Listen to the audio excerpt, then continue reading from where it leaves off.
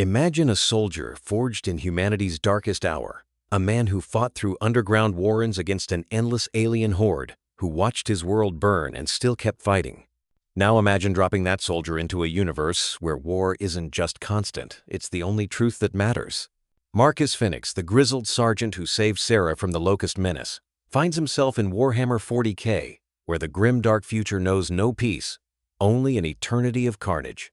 This is the story of how a hero from one dying world became a legend in a galaxy, drowning in blood. The drop pod screamed through Hell's Reach Miner's ash-choked sky like a meteor wrapped in fire and fury. It carved a burning scar across the horizon, trailing smoke that twisted into spirals before vanishing into the perpetual gray blanketing the world below. The planet was a wound upon the galaxy itself, its surface torn open by trenches stretching thousands of kilometers in every direction, zigzagging networks of mud, razor wire, and corpses that had become part of the geography. The air tasted of cordite and rot. The sky had forgotten what color it was meant to be. The impact shook the earth for half a kilometer. Guardsmen in forward trenches threw themselves flat as dirt and shrapnel geysered skyward. The pod had struck in no man's land, embedding itself between Imperial lines and the green tide that had been clawing across the continent for 3 months. Steam hissed from ruptured seals. Warning runes flickered across its battered hull, casting red light through the murk. The thing was not entirely Imperial in design. Its markings were unfamiliar, its construction suggesting technologies that didn't quite align with the Mechanicus' sacred templates. But it resembled a drop pod enough that the guardsmen staring through magnoculars could recognize it for what it was. A coffin designed to deliver soldiers into hell. The hatch blew outward with a pneumatic hiss and crash of metal. A figure emerged into the smoke and firelight, rising from the pod's interior with the slow deliberation of someone who had done this too many times before. He was tall, broad-shouldered, encased in armor that was both familiar and utterly alien. The design spoke of durability over ceremony, function over faith. No purity seals hung from the plates. No litanies were inscribed across the pauldrons. The armor was scarred, dented, patched with field repairs suggesting years of continuous use.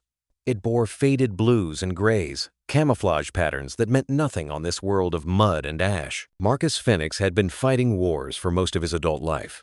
He had seen cities fall, friends die, entire worlds consumed by enemies that shouldn't exist. The Locust Horde had taught him that humanity's survival was never guaranteed, that every victory was temporary, that every moment of peace was just intermission before the next war. He had lost count of battles and friends buried under rubble or torn apart by creatures crawling from the depths.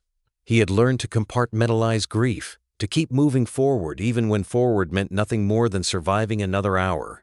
But this was not Sarah. The sky was wrong. The gravity felt heavier, as though the planet resented his presence. The air tasted of chemicals his armor's filters struggled to process. Beyond the curtain of smoke and falling ash, he could hear the roar of something vast and bestial, a sound that vibrated through the ground into his bones. He checked his weapon by instinct. The Mark II Lancer assault rifle was still maglocked to his back, its weight reassuring even after the violent descent. He pulled it free, the chainsaw bayonet gleaming dully in the half-light. The weapon had killed thousands and had never failed him. Something moved in the smoke ahead. Marcus dropped to a crouch, weapon raised, targeting reticle tracking movement through the haze. His visor struggled to adapt to atmospheric conditions it had never been designed for. Thermal imaging painted ghosts across his vision. The shapes resolved into human figures shambling forward through mud with weapons held at awkward angles. They wore uniforms that looked centuries out of date, greatcoats and steel helmets, gas masks and armor plates bolted over flak vests. They moved with the exhausted determination of men who had been fighting too long. One raised a hand, shouting something in a language Marcus didn't recognize. The soldier's mask reflected firelight, twin lenses staring like the eyes of a mechanical insect. Others joined him, spreading into a half circle, weapons not quite aimed but ready. They were cautious, smart. They had seen too many things crawl out of drop pods that weren't friendly. Marcus lowered his rifle slightly, keeping it ready but not threatening. The lead soldier stepped closer, mud sucking at his boots. He spoke again, his voice muffled by the mask, the tone clear enough. A question, a demand for identification. Marcus keyed his external speakers. Sergeant Marcus Fenix, Coalition of Ordered Governments Armed Forces. Who the hell are you? The masked soldier turned to a companion who pulled out a device that looked like a voxcaster crossed with religious iconography. The response came back as static and broken Gothic, a language Marcus's translator suite struggled to parse. Astra Militarum. Imperial Guard. Hell's Reach Minor. Orc Incursion. None of those words meant anything to Marcus, but the tone conveyed enough. He was in the middle of someone else's war. Before he could respond, the air shuddered. A sound rose from beyond the smoke, a roar that was less voice and more force of nature, a bellowing cacophony that drove itself into the skull like nails. The guardsmen snapped to attention, weapons rising as one, their exhaustion falling away in the face of pure survival instinct. The lead soldiers shouted orders, and the men began falling back toward their trenches with practiced speed. Marcus saw it a heartbeat later. The smoke parted like a curtain torn aside by a giant's hand, and through the gap charged something that defied rational description. It was massive, easily 3 meters tall. Its body, a slab of muscle and scar tissue barely contained by crude armor plates, bolted directly into green flesh. Its jaw jutted forward, lined with tusks the size of combat knives. In its hands it carried a weapon that looked like someone had welded 3 machine guns together with zero regard for safety. The thing's eyes burned with manic glee. Behind it, the smoke disgorged dozens more orcs. The guardsmen opened fire. Lost fire lit up the smoke, crimson beams lancing through the haze to punch smoking holes through green flesh. The orcs staggered but didn't fall. Some kept running, even with fist-sized wounds burned clean through their torsos. Marcus could see immediately that the guardsmen were outmatched. The enemy had numbers, mass, and complete disregard for casualties that turned them into a living avalanche. Marcus made his decision in the space between heartbeats. He opened fire. The Lancer roared, its muzzle flash strobing through the smoke as armor-piercing rounds tore into the orc charge. Marcus walked his fire across the front line, each burst controlled and precise. Orcs fell, their bodies tumbling into mud, tripping those behind. It created a momentary gap that gave the guardsmen precious seconds. Marcus surged forward, closing distance with a kind of aggressive countercharge that had kept him alive through a dozen hopeless battles. He slammed into the nearest orc at full speed, driving his shoulder into the creature's midsection with enough force to crack armor and bone. They sprawled into mud and Marcus twisted as they fell, bringing the Lancer's chainsaw bayonet around in a horizontal arc. The blade bit deep, teeth screaming through green flesh, spraying blood in a crimson arc that painted his visor. The orc howled, one massive hand closing around Marcus's arm with crushing force. Warnings flashed across his HUD. Marcus drove the rifle's butt into the orc's face, felt bone crunch, then ripped the chainsaw blade sideways through the creature's neck. A hand grabbed Marcus's shoulder, spinning him around. The lead guardsman was shouting, his mask inches from Marcus's visor, pointing back toward the Imperial lines. The message was clear. Fall back or die here. Marcus fired one last burst into the advancing orcs, turned, and ran. The guardsmen retreated with practiced efficiency, leapfrogging back in squads that covered each other's withdrawal. Marcus vaulted a trench wall and dropped into the Imperial line. The command bunker was dug 15 meters below the surface, its reinforced ceiling designed to withstand orbital bombardment. The walls were lined with parchment maps showing trench networks that stretched across the continent, each position marked with pins indicating strength, casualties, and estimated time until collapse. Commissar Drevin Colt stood before the map table, his hands clasped behind his back. He was a tall man, lean and severe, his uniform immaculate despite the conditions. The greatcoat he wore was black as void. On his chest hung medals, representing battles where discipline had turned potential rout into victory. At his hip hung a bolt pistol and a power sword whose activation stud showed telltale scuffing of frequent deployment. Marcus stood at attention because the guardsmen flanking him had made it clear anything else would be unwise. His armor was still caked with mud and orc blood. He had refused to surrender his weapon, and the fact he still carried it suggested the commissar had allowed the breach of protocol for now. Colt studied Marcus with intensity, usually reserved for assessing enemy fortifications. You are not guard. Your armor is not a standard pattern. Your weapon is not of Mechanicus origin. Your insignia mean nothing to Imperial records. Yet you fight like a soldier who has seen the worst humanity can offer and survived. Marcus met his gaze without flinching. I fight because that's what I do. I don't know how I got here. I don't know where here is, but I've been in enough wars to recognize one when I see it. Something shifted in Colt's eyes. A flicker of recognition, or respect. Hell's Reach Minor is a world of trenches and attrition. For 3 months, we have held this line against the orc menace that consumed the eastern continents. 13 regiments have been reduced to 4. Supply lines are stretched to breaking. Reinforcements are not coming. We hold because the Emperor demands it, and because failure means death for every soul on this world. Marcus absorbed the information, slotting it into mental frameworks built from years of strategic briefings. The situation was familiar in its hopelessness. Overwhelming enemy, limited resources, no victory condition beyond survival. You need soldiers. We need men who can kill orcs and not break when they charge, Colt replied. You will be integrated into the 43rd Hell's Reach Infantry. You will follow orders. You will fight until I tell you to stop. And, in return, you will have purpose, supplies, and the Emperor's grace. Marcus considered the offer for exactly 3 seconds. He had no other options.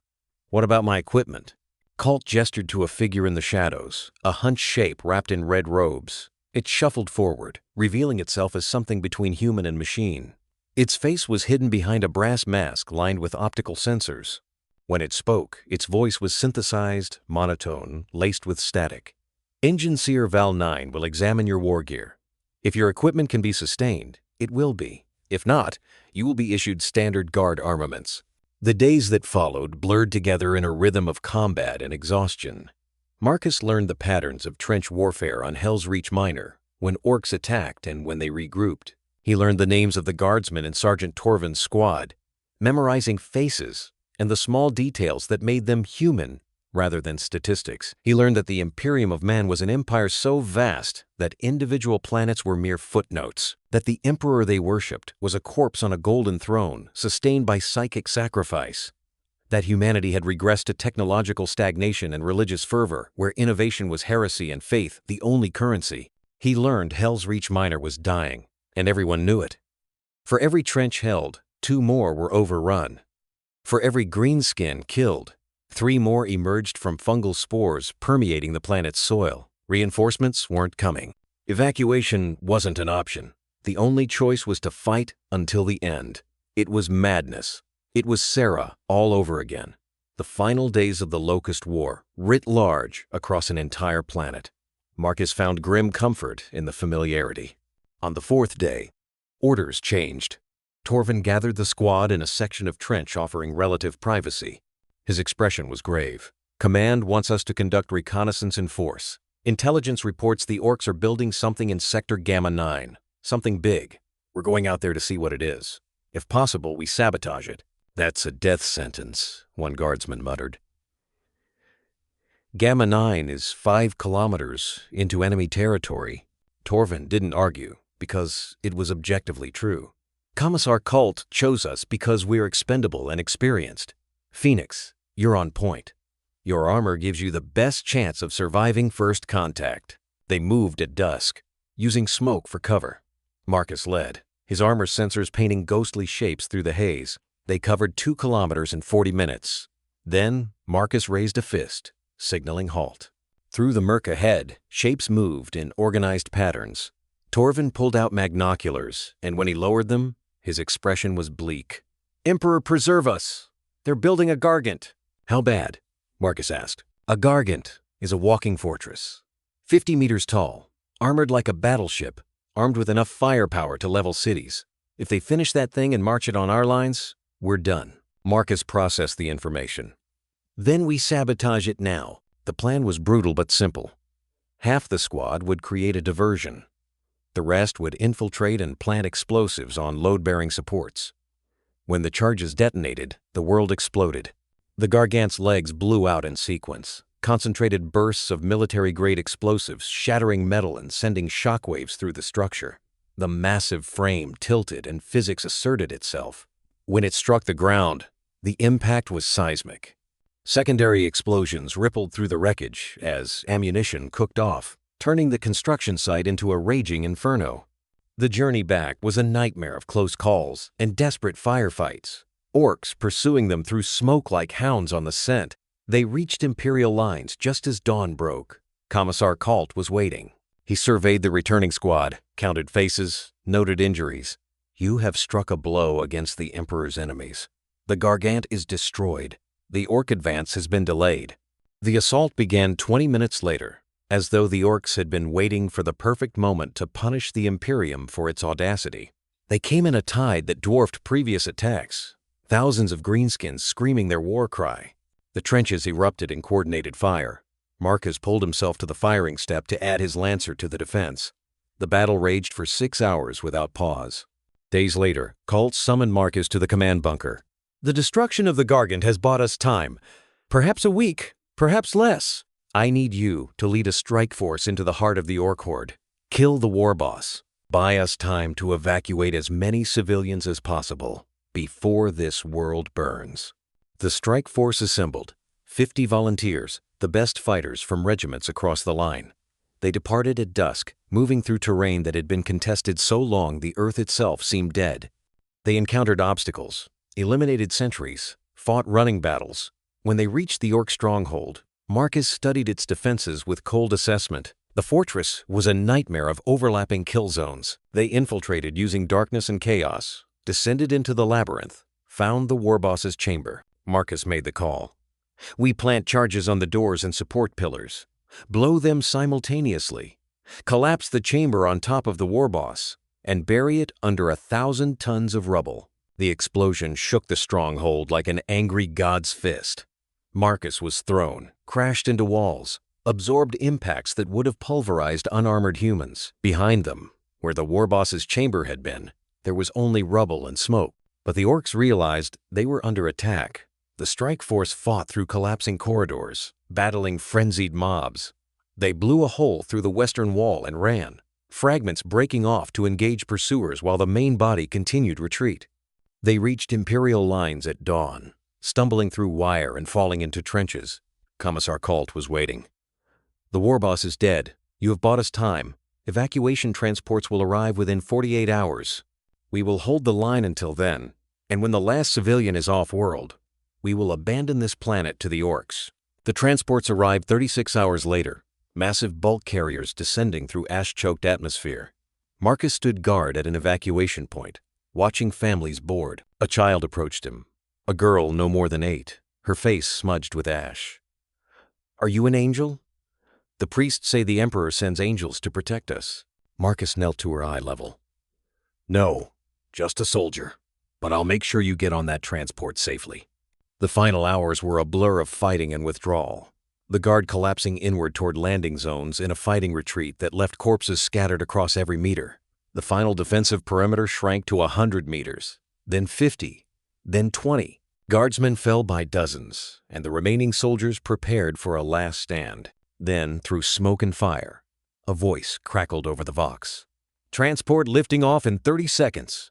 All personnel within range, board now. This is the last chance. The guardsmen looked at each other, and as one broke from the line and ran. Marcus ran with them, his armor's power reserves finally giving out. He felt himself slow and knew he wouldn't make it. Hands grabbed him from both sides, Torvin and another lifting him bodily, dragging him forward. They crashed through the transport's open ramp as Orcs swarmed the landing zone. The ramp closed and the ship lifted with gut-wrenching acceleration. Marcus woke in the medbay, his armor removed, injuries cleaned and bandaged. He was alive. Torvin appeared, limping on a crutch. Medic says you'll recover. You'll be given a choice, stay with the guard or request reassignment. Marcus considered the implications. He was officially part of the Imperial Guard now, a soldier in an empire he barely understood, fighting wars for causes he didn't believe in. But he had nowhere else to go. The Guard was the only structure he had, the only purpose. I'll stay. Where else would I go? Torvin nodded as though he'd expected the answer. Commissar Colt put you in for a commendation. Said you saved more lives on Hell's Reach Minor than any 3 regiments combined. They sat in companionable silence, 2 soldiers who had survived hell together, bound by shared experience and mutual respect. Outside the viewport, stars drifted past in slow procession, thousands of points of light representing worlds Marcus would never see, battles he would never fight. But for now, he was alive. He had survived. In the grim darkness of the far future where there is only war, Marcus Fenix had found what he had always been, a soldier standing between humanity and extinction. Not because of faith in an emperor he didn't worship, not because of devotion to an imperium he didn't understand, but because when the moment came to run or fight, to abandon the innocent or stand the line, he made the same choice he had always made. He fought. Because that's what soldiers do. Because someone has to. Because the alternative is worse. And in a galaxy where hope is the first casualty, and heroes die forgotten in trenches that stretch to infinity, that simple choice to fight when fighting seems pointless, to stand when standing means death, to save those who can be saved, even when salvation seems impossible, that choice makes all the difference. Marcus Fenix entered Warhammer 40K, not as a chosen warrior of the Emperor, not as a space marine or imperial hero, but as exactly what he had always been, a man who refuses to quit, even when quitting is the only rational option. He would fight on Hell's Reach Minor and 100 worlds after it. He would see trenches that made Hell's Reach look like a skirmish. He would face horrors that made orcs seem tame, but he would endure, because endurance was what he did best. In the end, that's the answer to what happens when Marcus Fenix enters Warhammer 40K. He does what he has always done. He survives, he fights, and he refuses to let the galaxy's grimdark cynicism break something inside him that the Locust War couldn't touch.